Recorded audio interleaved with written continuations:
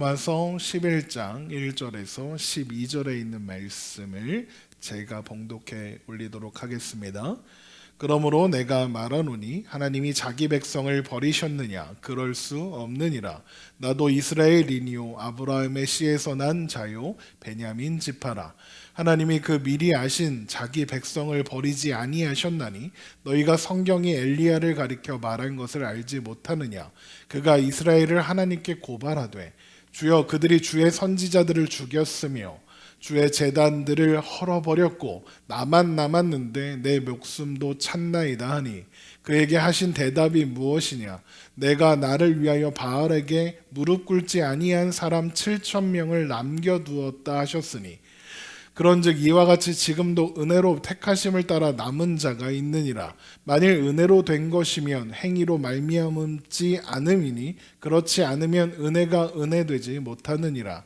그런즉 어떠하냐? 이스라엘이 구하는 그것을 얻지 못하고 오직 택하심을 입은 자가 얻었고 그 남은 자들은 우둔하여 졌느니라.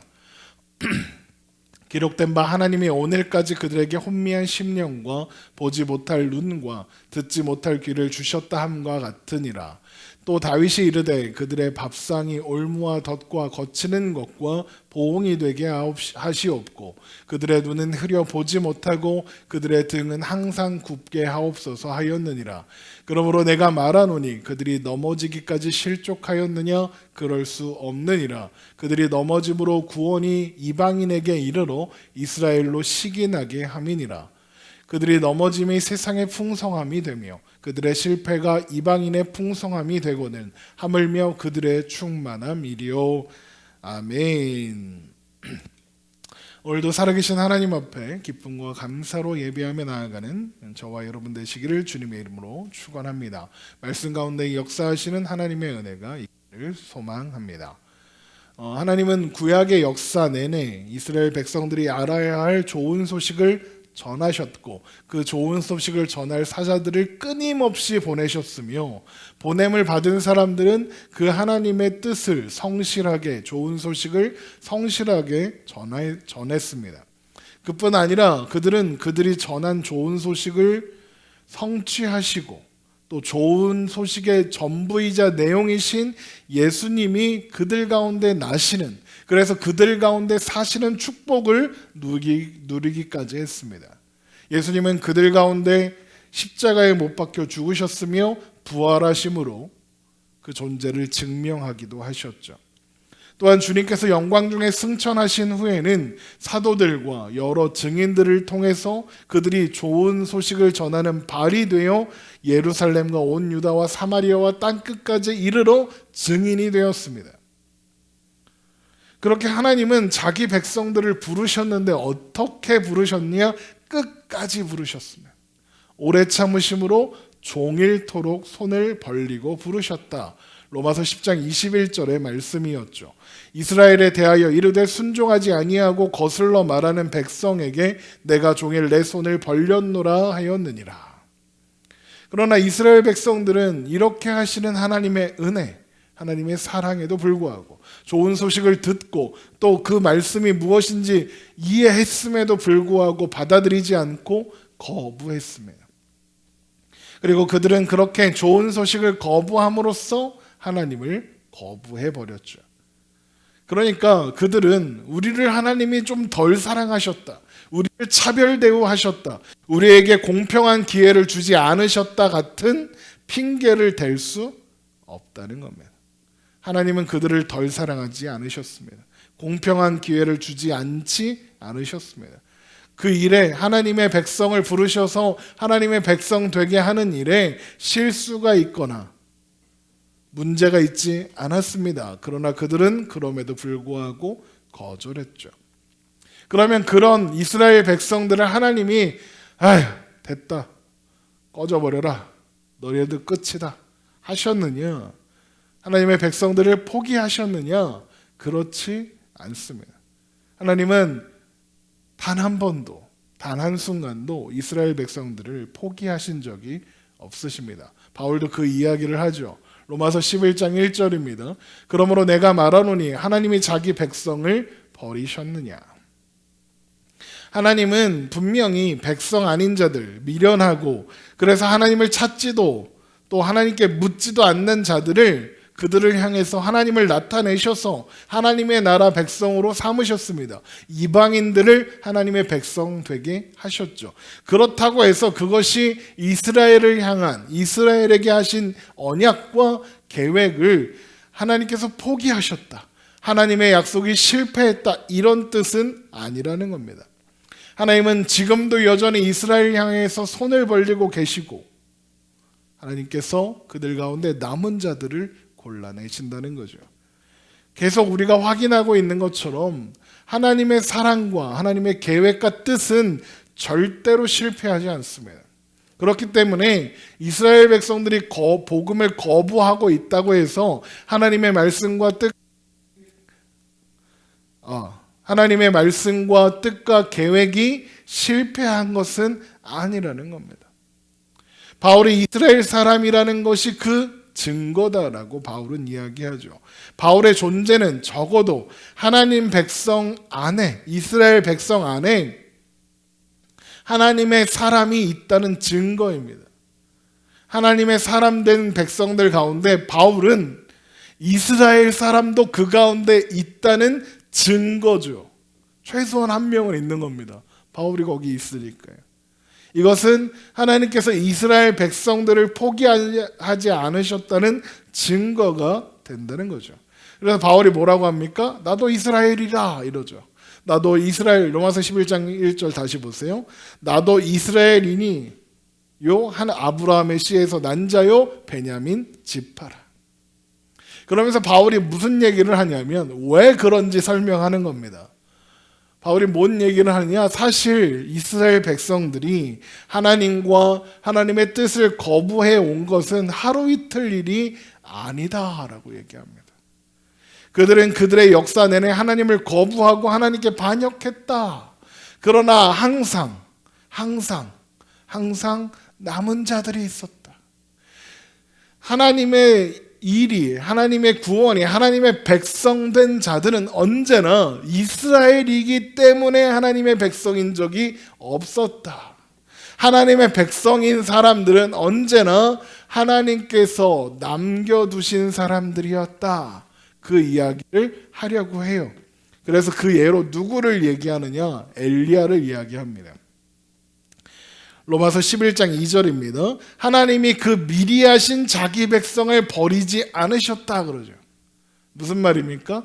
이스라엘을 버린 게 아니다. 이스라엘의 반역이 이스라엘이 버림받았음을 의미하지 않는다. 왜냐? 그들 가운데 하나님께서 미리 아신 백성들이 있다. 그들은 하나님이 버리지 않으셨다. 사실 엘리야도 몰랐는데 그랬다. 이 얘기를 합니다.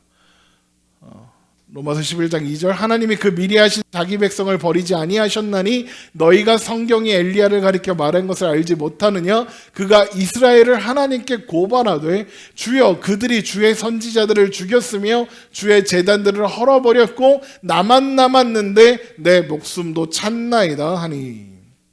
자 보세요. 엘리야가 하나님께 고발하죠. 좌절해서 고발하는 거예요. 나만 남았다고 그러는 겁니다.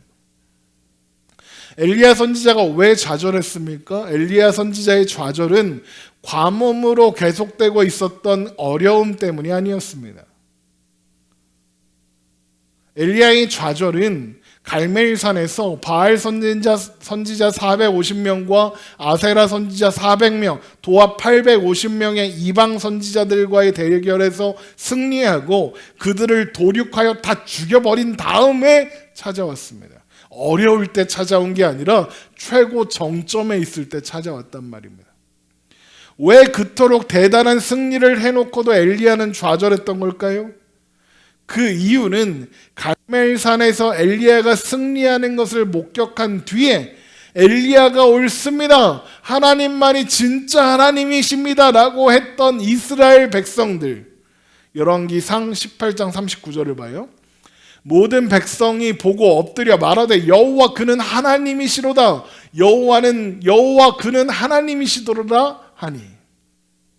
이스라엘 백성들이 한 목소리로 그분이 하나님입니다. 그분만이 참 신입니다. 라고 고백한 거 엘리야가 얼마나 기분이 좋았겠어요. 그런데 이랬던 얘들이 엘리야가 행한 일을 듣고 아합과 이세벨 여왕이 엘리야를 죽여라! 라고 했더니 아무도 엘리야 편을 들어주지 않는 겁니다. 아무도 엘리야가 맞다고 아합이 틀렸다고 하는 사람이 없는 겁니다. 대단한 기적이 일어났고 그걸 보여주면 아합도 깜짝 놀라서 아이고 하나님, 아이고 엘리야 선지자님, 당신 말이 맞습니다. 이세벨 당장 죽여버릴게요. 할 줄 알았는데 놀라 하늘에서 불이 내려오고 막 그 난리가 나는 걸 보여주면 이스라엘 백성들이 아이고 엘리야 선지자님 당신이 옳았습니다. 우상 더 이상 섬기지 않겠습니다. 이러고 하나님만 섬길 줄 알았더니 웬걸 아무도 엘리야 편을 안 들어주는 겁니다. 그래서 엘리야는 좌절했던 겁니다. 열왕기상 19장 1절입니다. 이게 바로 앞절이 그거예요. 모든 백성이 보고 엎드려 말하되 여호와는 하나님이시로다. 하나님이시로다 한 다음에 이런 일이 있는 거예요.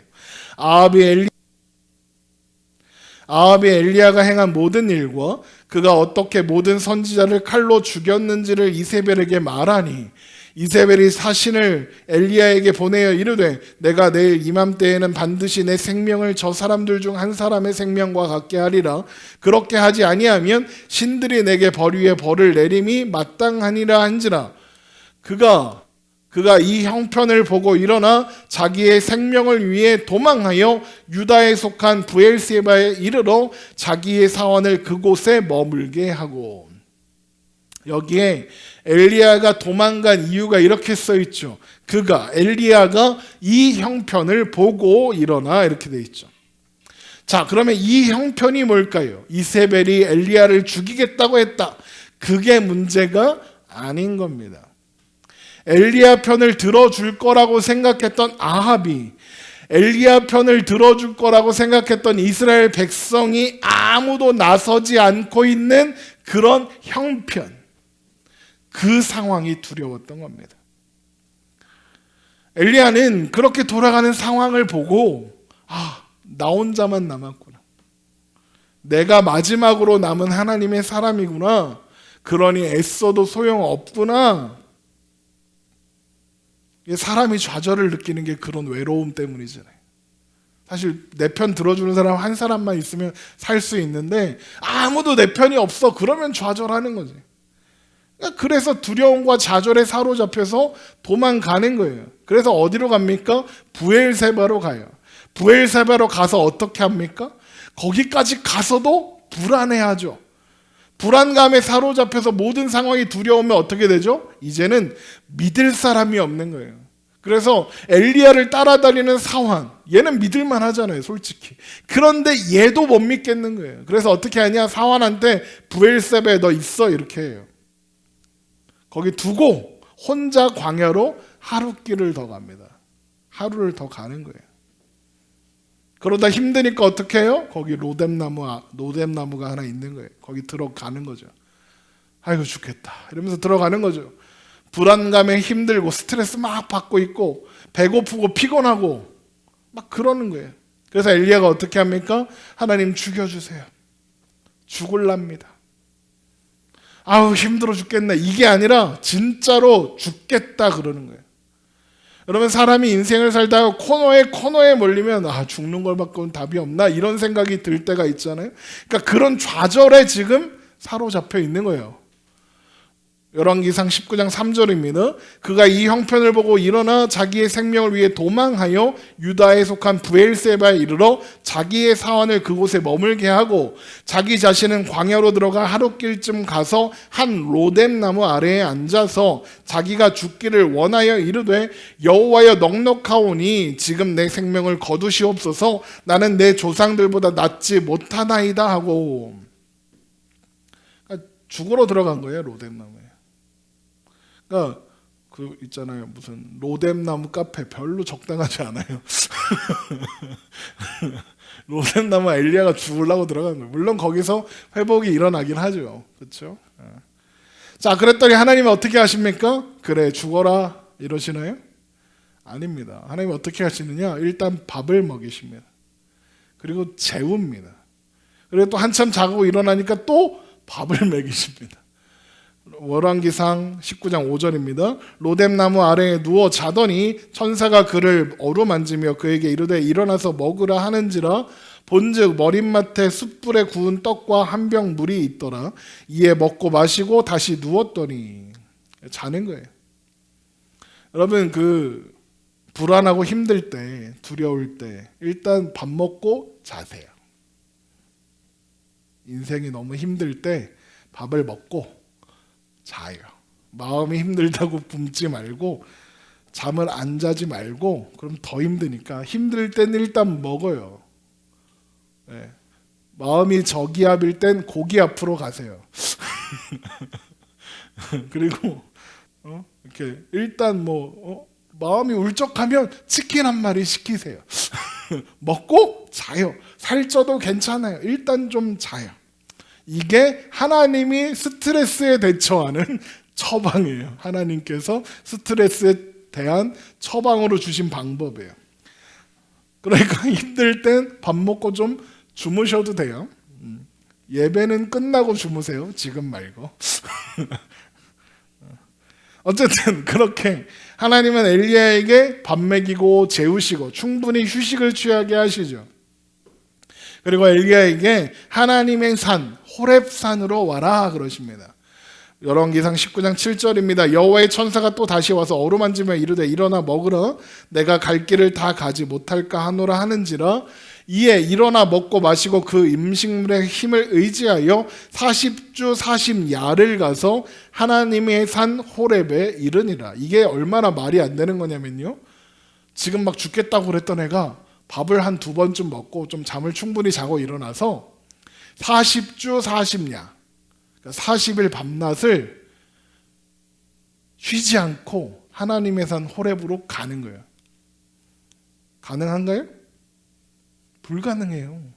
그러면 이거는 지금 엘리야가 가는 게 아니에요. 이게 하나님이 등 떠미는 거지. 약간 겁부는 있는데 내가 걷는 건 아닌 거야.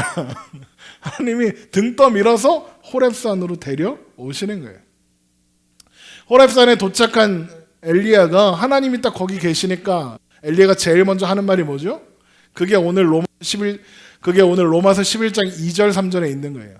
하나님이 그 미리 하신 자가 자기 백성을 버리지 아니하셨나니 너희가 성경에 엘리야를 가리켜 말한 것을 알지 못하느냐. 그가 이스라엘을 하나님께 고발하되 주여 그들이 주의 선지자들을 죽였으며 주의 제단들을 헐어버렸고 나만 남았는데 내 목숨도 찼나이다 이거예요. 그러니까 엘리야가 하소연하는 거예요. 핵심이 뭐예요? 나만 남았는데 이거죠. 핵심이. 이 말씀을 열왕기상의 현장에 가서 한번 볼게요. 열왕기상 19장 9절입니다. 엘리야가 그곳 굴에 들어가 거기서 머물더니 여호와의 말씀이 그에게 임하여 이르시되 엘리야여 네가 어찌하여 여기 있느냐. 하나님이 오라고 그래서 왔지 뭘 네가 왜 여기냐 그래. 그러니까 왜 그러냐. 그러니까 지금 호렙에 왜 왔니? 라고 하는 게 아니라 지금 너 왜 그렇게 좌절하고 있니? 라고 물으시는 거예요. 하나님이 호렙으로 오라 그랬어요. 그러니까 왜 왔냐라고 물어보면 안 되지. 근데 하나님이 이렇게 물으시는 건 뭐야? 너 왜 그러고 있니? 이런 뜻인 거예요. 너 지금 뭐 하고 있니? 너 왜 그렇게 좌절하고 있니? 라고 물으시는 거죠. 그랬더니 엘리야가 뭐라 그래요? 그가 대답하되 내가 만군의 하나님 여호와께 열심히 유별하오니 이는 이스라엘 자손이 주의 언약을 버리고 주의 제단을 헐며 칼로 주의 선지자들을 죽였음이오며 오직 나만 남았거늘 그들이 내 생명을 찾아 빼앗으려 하나이다. 이게 지금 로마서 바울이 인용한 말씀이죠. 똑같이 나오는 거예요. 오직 나만 남았거늘. 엘리야가 지금 무슨 말을 하는 거예요? 하나님의 사람이, 하나님의 백성이 내 편이 한 개도 없어요. 나만 남았어요. 내가 마지막으로 남은 하나님의 사람이에요. 이스라엘 사람들 몽땅 다 하나님 버렸어요. 다 나쁜 놈들이에요. 자, 엘리야의 말, 이런 하소연을 들은 하나님이 뭐라고 하시나요? 그래, 이 나쁜 쉐이들 다 죽여삐까? 이러셨나요? 하나님이 그러시는 대신에 일단 뭘 보여주세요. 시청각 자료를 보여주는 거죠. 설교 시간에 영상 틀어주는 느낌인 거야. 근데 이게 좀 4D인 거지. 실시간으로 눈앞에서 벌어지니까. 열왕기상 19장 11절 여호와께서 이르시되 너는 나가서 여호와 앞에서 산에 서라 하시더니 여호와께서 지나가시는데 여호와 앞에 크고 강한 바람이 산을 가르고 바위를 부수나 바람 가운데 여호와께서 계시지 아니하며 바람 후에 지진이 있으나 지진 가운데에도 여호와께서 계시지 아니하며 또 지진 후에 불이 있으나 불 가운데에도 여호와께서 계시지 아니하더니 불 후에 세미한 소리가 있는지라. 자 보세요. 하나님께서 하나님 앞에서 산에 서라 하시더니 하나님이 지나가시는 거예요. 그랬더니 크고 강한 바람이 산을 가르고 막 바위를 부수고 난리도 아니죠. 그걸 보면 어떤 생각이 들겠어요? 이야, 역시 하나님의 능력은 대단하다. 이런 게 하나님이 행하시는 일이지. 이런 생각이 들 것 같은데, 그런데 뭐라 그래요? 바람 가운데 여호와께서 계시지 아니하며. 하나님이 거기 계시지 않으셨대요. 그 바람이 그치니까 그 다음에 뭐가 일어나요? 지진이 일어나요. 지진이 일어나 땅이 솟아오르고 막 꺼지고 난리도 아니죠. 우와, 하나님의 능력은 대단하다 그러는데 뭐라 그래요? 지진 가운데도 여호와께서 계시지 아니하며. 하나님이 계시지 않았대요. 그렇게 지진이 지나가고 나니까 이제 불이 막 슝슝 날아다니는 거예요. 우와, 불이 날아다니네. 엘리야가 얼마 전에 봤죠. 갈멜산에서 하늘에서 불 내려오는 거 봤잖아요. 그렇지, 이게 하나님이 행하시는 역사지 싶은데 또 뭐래요? 불 가운데에도 여호와께서 계시지 아니하더니. 하나님은 거기 계시지 않았어요. 그렇게 다 난리법석이 지나가니까 어떤 일이 일어나요? 세미한 소리가 들려와요. 열왕기상 19장 12절 또 지진 후에 불이 있으나 불 가운데에도 여호와께서 계시지 아니하더니 불 후에 세미한 소리가 있는지라. 세미한 소리, 영어 성경에는 The sound of a gentle whisper 이렇게 돼 있어요. 젠틀은 젠틀맨이다. 젠틀이 뭐냐면 부드러운 사람이란 뜻이에요. 부드럽다. whisper 귓속말. 젠틀 휘스퍼는 그러면 뭐예요? 부드럽게 속삭이는 소리. 엘리야야 이러시는 거예요. 부드럽게 따뜻하게 소근소근 엘리야야. 왜 하나님은 그런 난리법석 가운데 난리법석을 일으키며 그 가운데 계시지 않다는 걸 보여주신 후에 세미한 음성, gentle whisper, 이걸로 말씀하시는 거예요.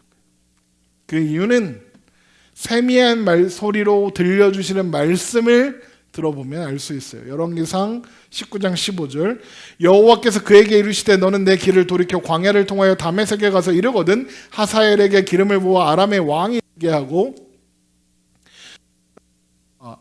너는 또 잠시만요. 이렇게 마이크가 속을 상하게 하죠.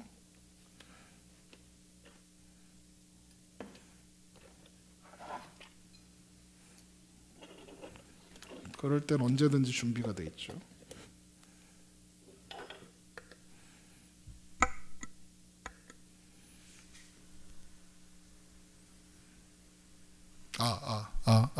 잘 들리죠? 참 예배드리다 말고 마이크를 바꿨기를. 이런 날이 있어요.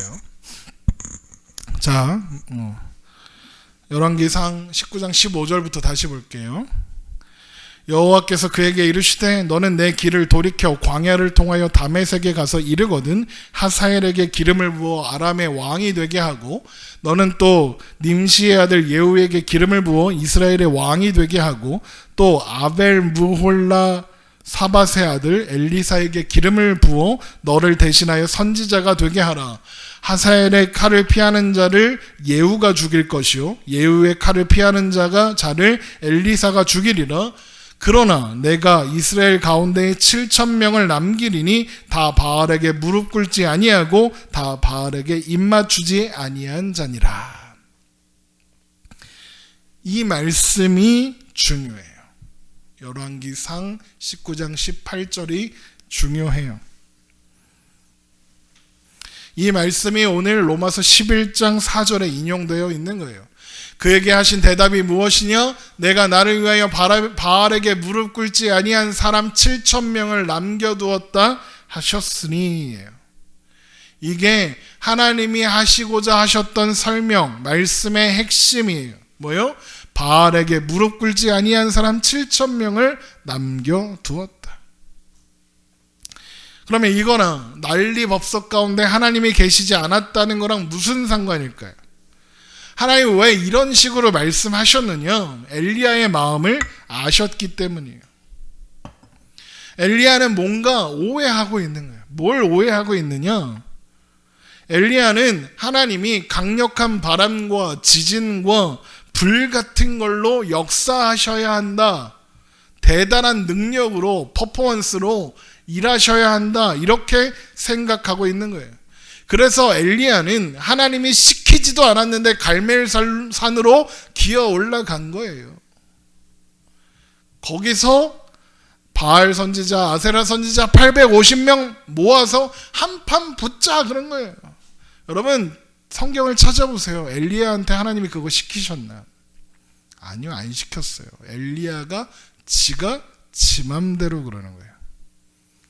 하늘에서 불이 막 내리고 그래서 바알, 아세라 선지자 다 때려잡고 그러면 아합과 이세벨도 하나님, 아이고 하나님, 엘리야님 막 이럴 줄 알았는데 그런 일은 일어나지 않았죠. 그런데 하나님 어떻게 하십니까? 난리 법석 가운데 계시지 않는다는 걸 보여주신 후에 세미한 소리, gentle whisper, 작고 부드러운 음성으로 말씀하시며 자신을 나타내시죠. 무슨 뜻일까요? 엘리야야, 그거 아니야. 야, 그렇게 하는 거 아니야. 내 일은 그렇게 하는 게 아니야. 그런 뜻인 거예요. 사실요, 엘리야는 갈멜산 사건 전에 오바댜라는 사람을 만났어요. 이 오바댜가 어떤 일을 했느냐? 하나님의 선지자들을 아합이랑 이세벨이 다 죽이려고 그럴 때 숨겨주었어요. 동굴에 숨기고 먹을 거 갖다 주고 그랬어요. 열왕기상 18장 13절, 이세벨이 여호와의 선지자들을 죽일 때에 내가 여호와의 선지자 중에 100명을 50명씩 굴에 숨기고 떡과 물로 먹인 일이 내 주에게 들리지 아니하였나이까. 자, 그럼 보세요. 일단 오바댜는 바알을 따르지 않은 그런 사람인 게 확실하죠. 목숨을 걸고 하나님의 선지자들을 지켰으니까요. 그런데 오바댜가 숨겨준 하나님의 선지자들이 몇 명이에요? 100명이에요. 그런데 엘리야가 뭐라 그러죠? 나만 혼자 남았다. 나만 열심히 유별하다. 나만 남았다. 그러잖아요. 아니, 오바댜까지 하면 최소한 101명은 더 있잖아요. 엘리야가 이걸 몰랐어요? 알았다고요. 그런데도 나만 남았다 그러는 거예요. 왜 그러는 걸까요? 엘리야가 보기에 다 가짜인 거예요. 왜? 내 편 들어줘야 될 때 아무도 내 편 안 들어줬거든. 다 숨어버렸거든. 나처럼 하나님의 선지자로서 바알과 아세라 선지자, 이세벨, 아하방과 맞서야 되는데 다 숨어서 동굴에 처박혀갖고 오바댜가 주는 밥이나 먹고 있었으니까. 그들이 진짜라면 최소한 내가 갈멜산에서 승리하고 다 때려잡을 때 그때라도 기어 나와서 엘리야가 옳습니다. 당신 들렸습니다. 그렇게 맞서야 되는데 계속 동굴에 숨어 있었으니까. 엘리야가 보기에 그들은 가짜인 거예요. 그래서 엘리야가 뭐라 그래요? 나만 남았어요. 다 가짜예요. 그러는 거예요. 그런데 하나님 뭐라고 하세요? 그거 아니야. 엘리야야, 하나님의 일은, 내 일은 그렇게 거창하고 화려하고 난리 법석을 떨어서 이루어지는 게 아니야. 야, 나 하나님이야. 내가 계획이 다 있어. 좀 오바 좀 하지 마. 세미한 음성으로 말씀하셔서 그 이야기를 하시는 거예요. 남겨둔 사람들이 있어. 남겨둘 사람만 내 백성이야. 7,000명이 있어. 걔들은 내 백성이야. 자, 그러면 그런 생각이 들 거예요. 하나님이 남겨두신 사람들이 7,000명이나 있는데 엘리야가 갈멜산에서 다 때려잡고 난리도 아닐 때 걔네들은 도대체 뭐 한 거야? 이런 생각이 들죠. 걔네들은 왜 가만히 있었을까? 답은 하나예요. 무서워서. 용기가 없어서. 그래서 엘리야가 아무도 없다고 그러는 거예요. 엘리야 눈에는 다 비겁하고 비루하게 숨어있는 겁쟁이들이니까, 가짜니까.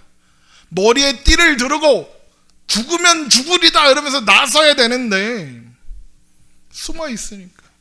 근데 하나님이 뭐라고 해요? 그들이 남아있는 사람들. 우리나라를 말하면 독립투사가 돼서 폭탄 던지고 총 쏘고 해야 되는데 다 숨어 있는 거예요. 다 숨어 있는 거예요. 아무것도 안 하면 조용히 있는 거예요. 너는 왜 독립운동 안 했냐 이러는 거예요. 넌 그러니까 친일파다. 독립운동 안 했으면 다 친일파야. 엘리야 생각은 그런 거예요. 아니요, 대부분의 사람들은 무서워서 그냥 있었어요. 하지만 간절한 염원을 가지고 살았죠. 그런데 엘리야가 보기엔 걔네들 다 가짜인데 하나님이 보시기에 그들은 남겨둔 사람들. 엘리야처럼 앞장서서 뭔가 할 대단한 그런 용기 그런 거 없는데, 머리에 띠를 부르고 폭탄, 도시락 폭탄 들고 일본 천황한테 던질 용기는 없는데 일본 나쁜 새끼들 했던 일반 평민들이 있는 거예요. 세미한 음성처럼 작고 아무것도 못할 것 같은 그런 사람들이 7,000명이나 있고, 하나님은 그런 세미한 음성 같은 그들을 통해서 하나님의 일을 이루신다 그러는 거예요. 그래서 하나님이 엘리야에게 갈멜산 전투에서 불로 응답해 주시는 거예요. 왜? 엘리야야, 너 뭔가 착각하고 있구나. 자, 봐라, 내가 해줄게. 네가 바라는 대로 해줄게. 하늘에서 불 내려 바알 선지자 다 때려잡아. 그래, 한번 해봐. 그런데 백성들이 변하는 게 아니야. 그거 가르쳐 주시려고. 아무 일도 안 일어나죠. 엘리야가 그걸 경험하는 거예요.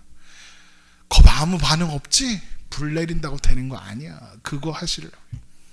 그리고 나서 하나님이 말씀하시는 거예요. 좌절하고 있는 엘리야에게 하나님은 세미한 음성으로 일하신다.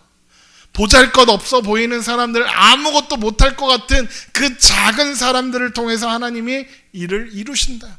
하나님의 백성들은 그런 사람들이다. 그러니까 바울은 지금 그 이야기를 통해서 이스라엘 백성들이 전부 하나님을 거부하고 좋은 소식을 거부한 것처럼 보이지만 아니다. 남은 사람들이 있다. 그들은 하나님께서 은혜로 택하신 사람들이다. 그들은 남은 자들이다. 그 이야기를 하려는 거예요. 그래서 로마서 11장 5절에 그런즉 이와 같이 지금도 은혜로 택하심을 입은 사람들이 은혜로 택하심을 따라 남은 자가 있느니라. 이스라엘 백성 중에 소수가 복음을 받아들이고 있는 상황이 사실 새로운 상황이 아니라 그게 맞다는 거예요. 언제나 이스라엘 중에는 하나님께서 은혜로 택하신 사람들이 남아 있었고 지금도 여전히 그렇고 오늘날에도 그런 거예요. 그리고 그런 남은 자들의 존재는 하나님께서 자기 백성을 버리지 않으셨다는 증거가 된다는 거예요.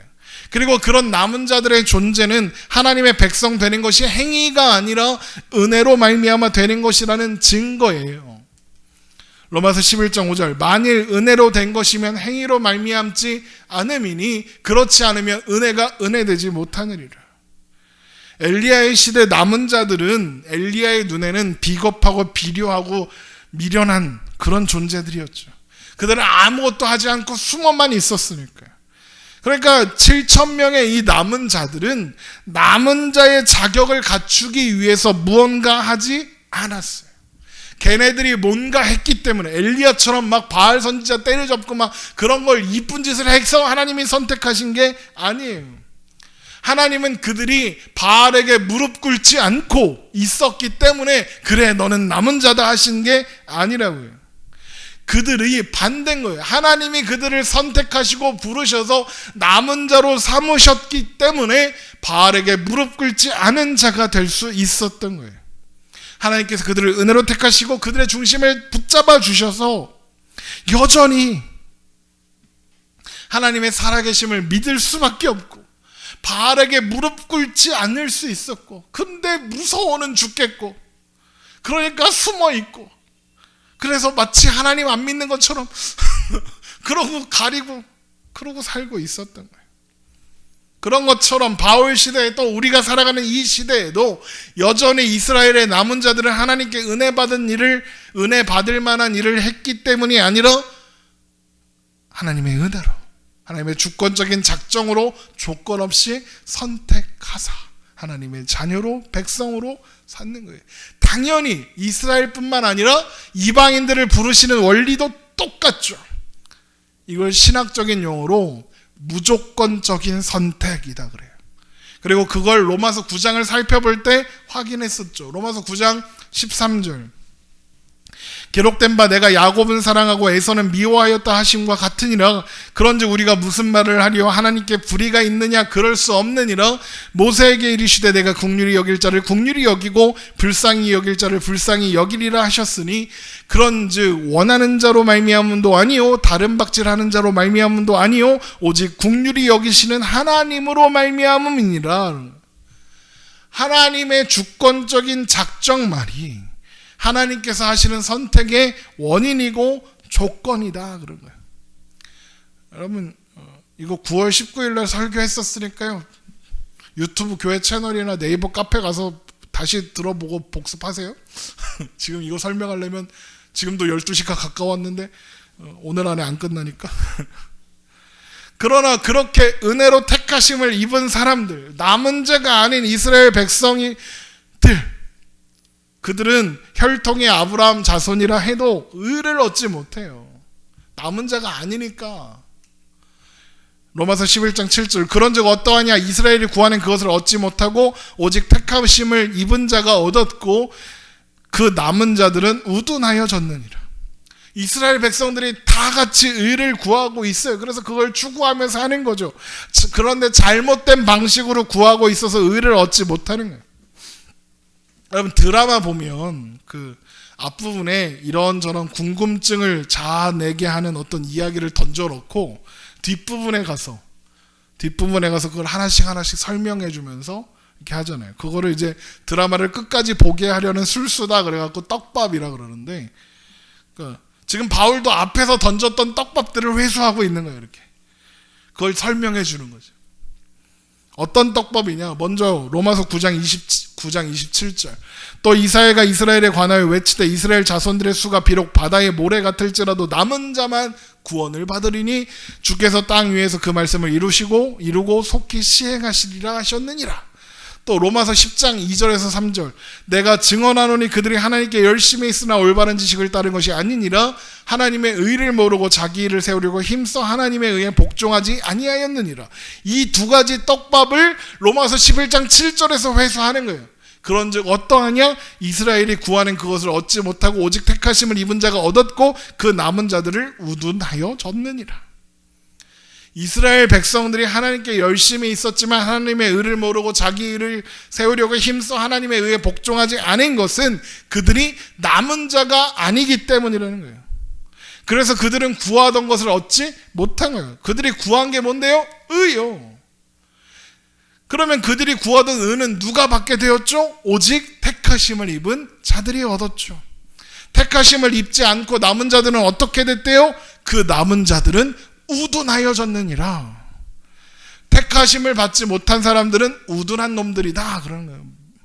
그게 로마서 10장 2절에 내가 증언하노니 그들이 하나님께 열심히 있으나 올바른 지식을 따른 것이 아니니라 라고 하신 말씀의 의미인 거예요.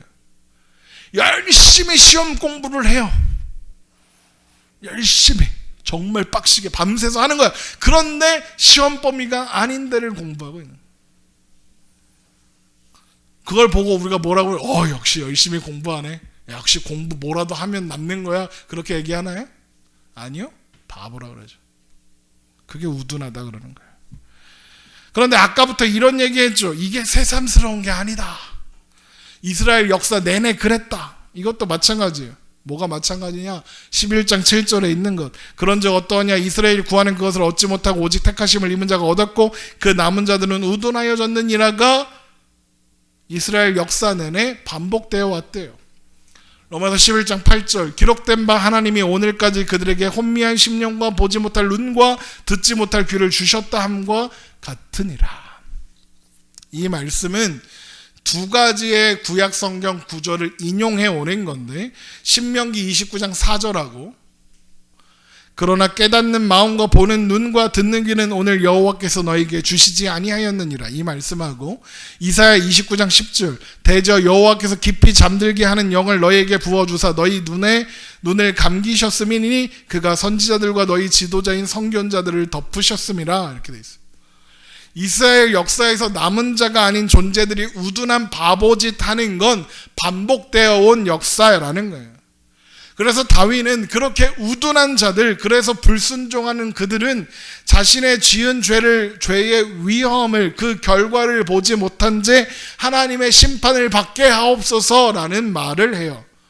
로마서 11장 9절 또 다윗이 이르되 그들의 밥상이 올무와 덫과 거치는 것과 보응이 되게 하시옵고 그들의 눈은 흐려보지 못하고 그들의 등은 항상 굽게 하옵소서. 이 말씀은 시편 69편을 인용한 말씀이에요. 그들의 밥상이 올무가 되게 하시며 그들의 평안이 덫이 되게 하소서. 그들의 눈이 어두워 보지 못하게 하시며 그들의 허리가 항상 떨리게 하소서. 이 말씀이에요. 이 시편 69편은 다윗이 하나님한테 하소연하는 거예요. 뭐라고 하소연하느냐?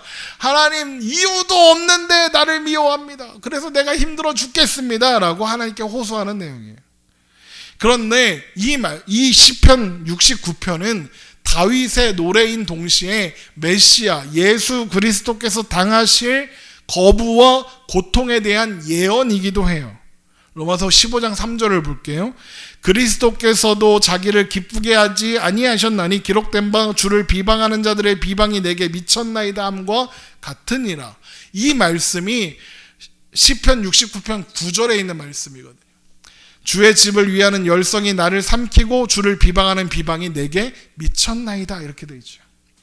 그러니까 시편 69편 다윗의 시는 예수님께서 당하시게 될 거부를 예표하는 시다, 이런 뜻인 거죠. 그래서 지금 로마서 11장 9절에서 10절에서 예수님께서 당하시게 될 이 거부, 그리고 부당하게 거부하고 처벌한 자들에 대한 심판을 이야기하고 있는 거예요. 그들은 그들의 눈이 흐려보지 못하고 그들의 등은 항상 굽게 되어서 예수님을 거부했죠. 그걸로 그들의 밥상에 올무와 덫과 거치는 것과 보응이 되게 될 거예요. 그러니까 우둔해서, 미련해서, 눈이 보지 못해서, 항상 등이 굽어서 예수님을 못 알아보고, 그래서 예수님을 못 알아본 것 그 자체가 심판이 된다, 이런 뜻인 거예요. 그런데 이게 놀라운 일이 일어나죠. 어떤 일이 일어났느냐? 하나님께서 이런 이스라엘 백성들의 우둔함을 통해서 복음이 이방인에게로 확대되는 자비로운 목적을 이루시죠. 그러니까 이스라엘 백성들이 거부를 했는데 그게 이방인들에게 복음이 전해지는 계기가 되는 거예요. 합력하여 선을 이루신 거죠. 그런데 그게 전부가 아니라 하나님은 그렇게 구원이 이방인들에게 이르게 하심으로써 그게 또 이스라엘에게 질투가 되게 하시고, 그래서 그들 중, 이스라엘 중 남은 자들이 복음으로 나아오게 하는 계기가 되게 하신대요. 로마서 11장 11절 그러므로 내가 말하노니 그들이 넘어지기까지 실족하였느냐? 그럴 수 없느니라. 그들의 넘어짐으로 구원이 이방인에게 이르러 이스라엘로 시기나게 함이니라. 그래서 바울은 이스라엘의 하나님께서 그런 이스라엘의 실패마저도 합력하여 선을 이루게 하셔서 세상의 풍성함, 이방인의 풍성함이 되게 하셨다, 그러는 거예요. 로마서 11장 12절 그들의 넘어짐이 세상의 풍성함이 되며 그들의 실패가 이방인의 풍성함이 되거든 하물며 그들의 충만함이에요. 그런데 여기 마지막 문장이 되게 의미심장하죠. 하물며 그들의 충만함이리요. 이건 이스라엘의 실패가 이방인의 풍성함이 되면 이스라엘의 충만함이 나타나게 될 때는 그것이 세상과 이방인들에게 더 큰 풍성함이 되지 않겠냐, 이런 뜻인 거죠.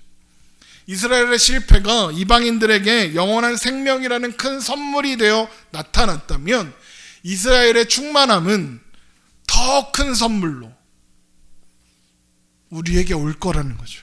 그러면 더더욱 큰 선물이 될 이스라엘의 충만함이 뭘까요? 그건 아마도 역사의 끝을 의미하는 걸 거예요. 예수님의 재림과 그로 인해서 이루어질 하나님 나라의 완성을 의미하는 거예요. 그래서 재림에 대해서 연구하는 성경학자들은 재림 전에 이스라엘 백성들 가운데 남은 자들이 하나님 앞에 돌아오는 일이 있을 거고, 이스라엘 백성 가운데 남은 자들이 돌아오는 일은 이방인의 충만한 수가 하나님 나라 백성으로 들어오게 될 때라고 생각합니다. 왜 그런 생각을 하느냐? 이제 다음 시간에 살펴볼 건데 이런 말씀이 있어서 그래요. 로마서 11장 25절, 형제들아 너희가 스스로 지혜 있다 하면서 이 신비를 너희가 모르기를 내가 원하지 아니하노니 이 신비는 이방인의 충만한 수가 들어오기까지 이스라엘의 더러는 우둔하게 된 것이라, 이렇게 돼 있어요. 그런데 여기서 주의하실 것은 바울의 말처럼 이건 신비거든요.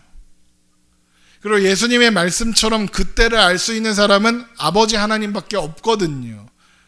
그러니까 요즘 유대인들 중에 예수 믿는 사람들이 생긴다더라, 그러니까 재림의 때가 임박했다. 아니요, 어느 때나 이스라엘 백성들 가운데는 남은 자들이 있고 그들은 예수 믿는 자들이 있었다고요. 오늘날의 특별한 사건이 아니라고요. 근데 그걸 보고 야, 재림의 때가 가까웠으니 이래야 한다 저래야 한다, 이런 말에 현혹되면 안 돼요. 그 누구도 이방인의 수가 충만한 게 얼만큼인지, 또 이스라엘의 풍성함, 남은 자가 다 돌아오는 게 또 얼만큼인지, 또 그게 숫자인지 시기인지 아니면 다른 것인지 몰라요. 신비라 그러잖아요. 하나님께 속한 일이 신비예요. 그걸 하나님에 속한 신비를 그냥 그렇구나 하면 되지, 그걸 가지고 그때가 언제일까, 이스라엘의 복음을 전해갖고 막 어떻게 하자, 이렇게 가면 안 되죠. 불가능하고 해서도 안 되는 짓이에요. 그래서 예수님이 이렇게 말씀하시는 거예요. 사람이 너에게 말하되 보라 저기 있다 보라 여기 있다 하리라. 그러나 너희는 가지도 말고 따르지도 말라. 왜? 예수님을 믿는 자들은 왜 이렇게 안 해도 되냐? 왜? 재림이 언제지? 막 그거 미리 걱정할 필요가 왜 없냐? 예수 믿는 사람들은 이미 하나님 나라를 살고 있거든요. 하나님 나라가 저기 있다 여기 있다, 피지에 있다, 뭐 과천에 있다, 웃기고 있네. 예수님이 이때 오신다 저때 오신다, 웃기고 있네. 이미 우리 안에 계시는데. 누가복음 17장 21절, 또 여기 있다 저기 있다고도 못하리니 하나님 나라는 뭐라고? 너희 안에 있느니라. 우리 안에 있으니까. 하나님 나라는 우리 안에 있어요. 그러니까 하나님의 백성된 우리는 그 나라에 대해서 염려하거나 두려워할 필요가 없는 거예요. 제 생각에는 오히려 막 특별한 일이 없을 때, 그냥 평범한 일상이 계속되던 어느 날, 날이 좋아서 어느 날, 날이 좋지 않아서 어느 날, 그냥 그런 날, 대단한 일이 일어날 것 같이라고 예상할 수 없는 그런 날 주님 오실 것 같아요. 마지막 날에 궁금하다. 그건 또 2017년에 제가 마지막을 사는 자들이라고 설교, 아주 훌륭한 사람이야, 그죠? 다 설교해놨어 미리. 그거 설교해놨으니까 찾아서 들어보시면 도움이 될 거고요. 오늘 본문을 통해서 바울이 이야기한 건 이스라엘 중에 남은 자들에 관한 거였어요.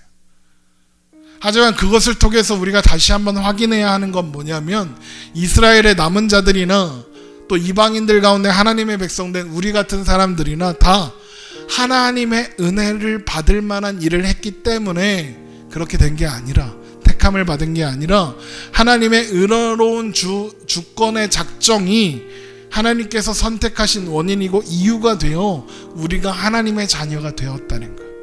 그건 우리뿐만 아니라 이스라엘 백성도 똑같다는 것.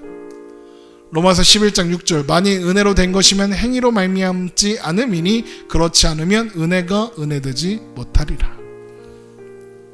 여러분, 그러면 이스라엘의 시작도, 이스라엘 백성들의 하나님 자녀됨도, 또 우리의 자녀됨도, 하나님의 자녀됨도, 우리의 시작이 다 은혜로 된 거라면 우리의 마침도, 또 마침으로 가는 그 모든 과정도 은혜로 되지 않겠습니까? 그걸 잊으면 안 돼요. 그걸 잊어버리면 나를 증명하려고 애쓰게 돼요. 그러다가 지쳐요. 엘리야처럼 로뎀나무 아래 기어 들어가서 죽어주세요 이러는 거예요.